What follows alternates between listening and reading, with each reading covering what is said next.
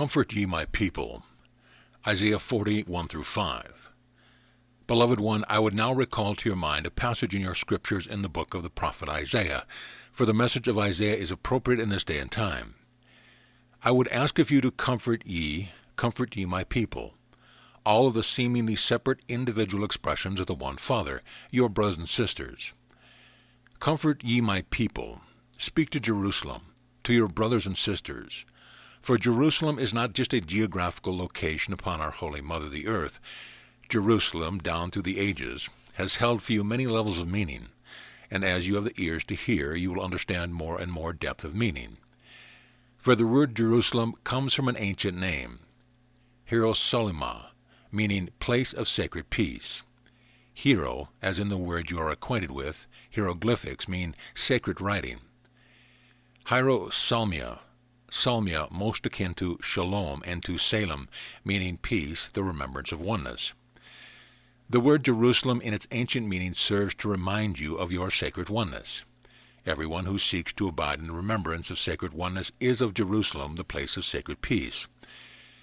Speak to Jerusalem. All of the brothers and sisters who are ready, hungering, and thirsting to remember love, carry unto her that her warfare is accomplished. The warring which has come from the belief in separation is now ended. The purpose has been fulfilled, and the belief in separation no longer serves the heart of the one child of the Father. Already you are allowing the bonds which you have tied you so seemingly so close to the belief of separation to be released, dissolved as the nothing that they are. Cry unto Jerusalem that her warfare is accomplished and that her iniquity is pardoned. In truth, there has never been iniquity. Choices, yes, you have made, based on your belief in separation and inequality. You have made choices for the experience of creativity, and some of the resultant effects of these choices you have judged to be not so beneficial and not so joyous and not so loving. The iniquity has been pardoned, for your Father has never seen the separation which you have believed in, and has never seen anything which would need to be pardoned. You are as the voice of him that crieth in the wilderness. You, the awakening son, daughter of our Father, are the voice that cries in the wilderness now. The outer activities of the world have come to the great peak of intensity, creating a wilderness of confusion and materiality. You are as the voice of him that crieth in the wilderness, Prepare ye the way of the Lord. Not my way, as one Jeshua ben Joseph, but the way of the Christ, the light come into the world. Prepare ye the way. How? By remembering the light yourself and going light-hearted into the wilderness, into the mall, into the workplace, into every gathering. Make straight in the desert a highway for that remembrance. A highway. Your language is beautiful. It is full of hints, a subtlety, for those who would look for deeper meaning. Prepare the highway. Not to get embroiled in all the activity which keeps one feeling down, heavy burden, but to remember the high way of light-heartedness. Every valley shall be exalted, and every mountain and hill shall be made low. Every experience which you have come through and judged to be a valley shall be seen in the perfect light of remembrance to have been the gift you gave yourself. Every experience which you have judged to be a time of sorrow, a time of conflict, a time of lack or limitation.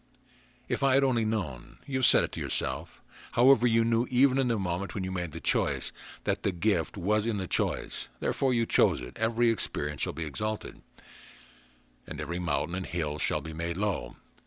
That which has seemed to be an obstacle, insurmountable, has, as you approached it and began to be in the experience, became smaller in perspective because of new understanding. You have come to know that there is, in truth, equality in what you would judge to be the valley and the mountaintop. Each experience gives you the gift of knowing your own creativity as a child of the Creator. You have created your reality out of your reality. You have created the adventures because of the power of your reality. And the crooked shall be made straight. That which has seemed to you to be devious, ununderstandable, will be made straight in your own understanding. For as you allow the light of your remembrance, of your perfection, to shine upon what has seemed to be convoluted and distorted, new understanding will dawn, new meaning will be apparent, the complex will be made simple, and the rough places plain. All of those scratchy bits that you have ever encountered in relationship, all those times of wondering, what did she say that to me? Why did I say that to him? What did he mean by that? I know what he meant by that, and I don't like it.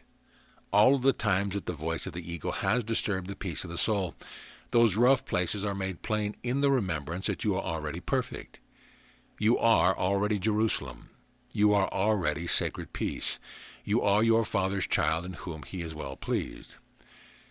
And the glory of the Lord shall be revealed in the light of remembrance, and all flesh shall see it together. All flesh, in other words, you do not need to wait until the state of heaven when you would lay down the body and hopefully ascend into a more perfect state to see the glory of the Lord. For the mouth of the Lord hath spoken it, your mouth. You are the Lord embodied, and you have spoken it. You have spoken it even in flesh. You will remember heaven, and you will know the rough places plain. You will know the valley and the mountain to be equal.